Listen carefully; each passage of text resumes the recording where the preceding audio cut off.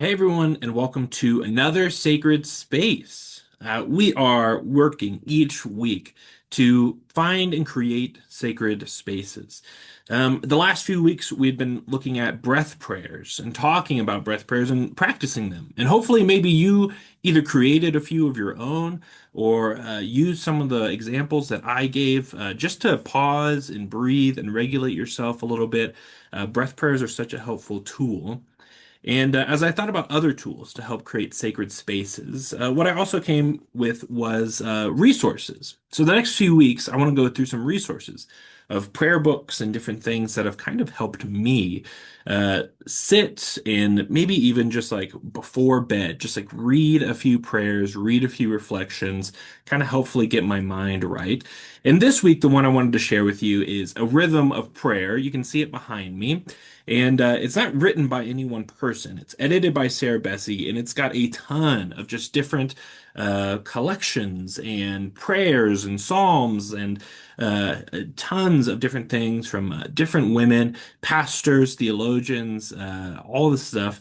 They also, what I love about this book is at the end of each prayer or psalm or whatever, the person who wrote it, they give you kind of like how to find that person if you really like that person. If you find that you connected with their words. It gives you some of their credentials. Some went to Duke Divinity, some lead churches, and really cool resource.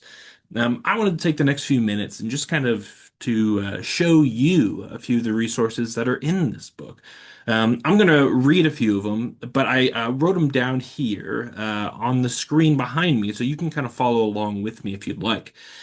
If you don't want to follow along, if you maybe just want to sit back, relax, listen as if almost a podcast, and just kind of let the words wash over you, feel free to do that too. Close your eyes, relax your shoulders, unclench your jaw, whew, move your neck from side to side, find a comfortable spot for you, and let's jump into a rhythm of prayer. And if you like this book, I'm gonna link a way to buy it down below, so you can go and grab one for yourself. So, join us. Our first thing here is going to be a psalm by Reverend Gail Song Bantam. And again, find a find a spot, get comfortable, and let's make this time a sacred space. It goes like this. God, creator, hoverer. You speak life, and we form. You breathe life, and we awake. You said it is good, and we believe. God. The Red Sea before us, shouting impossibility. They say we can't, we shouldn't, and we wouldn't.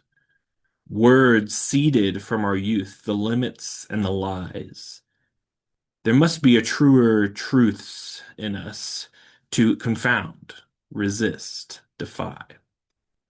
Created from nothing, said something, made everything.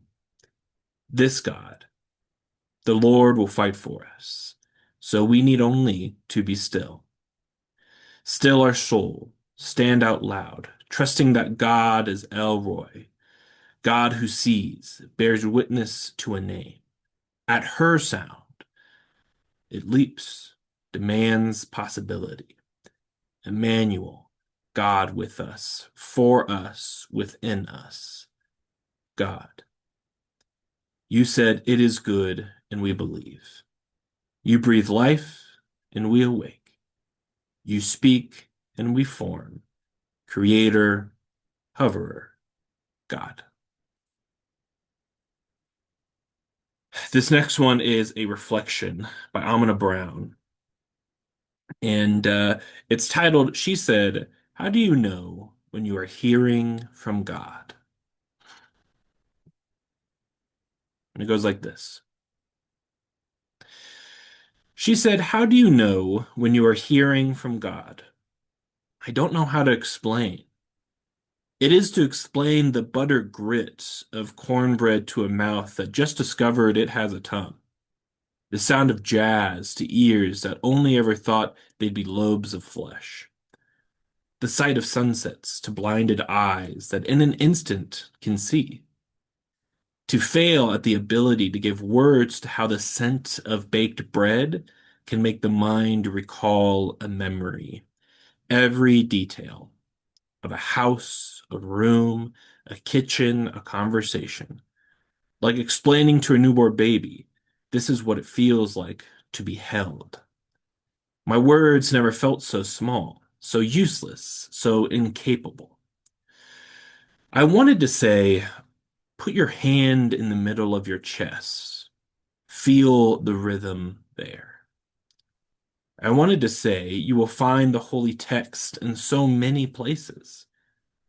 On crinkly pages of scripture, in dusty hymnals, in the creases of a grandmother's smile, the way she clasps her hands, the way she prays familiar, with reverence, as if to dignitary and friend, the way she sings a simple song from her spirit, and porches turn to cathedrals.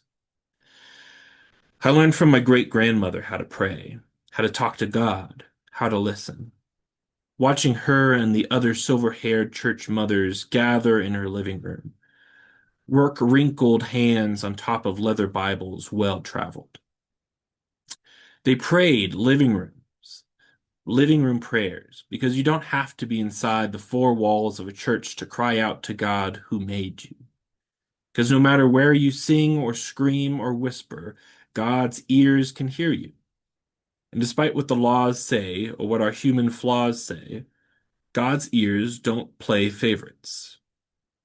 God's ears don't assess bank accounts or social status before they attune themselves to the story your tears or your fears are telling.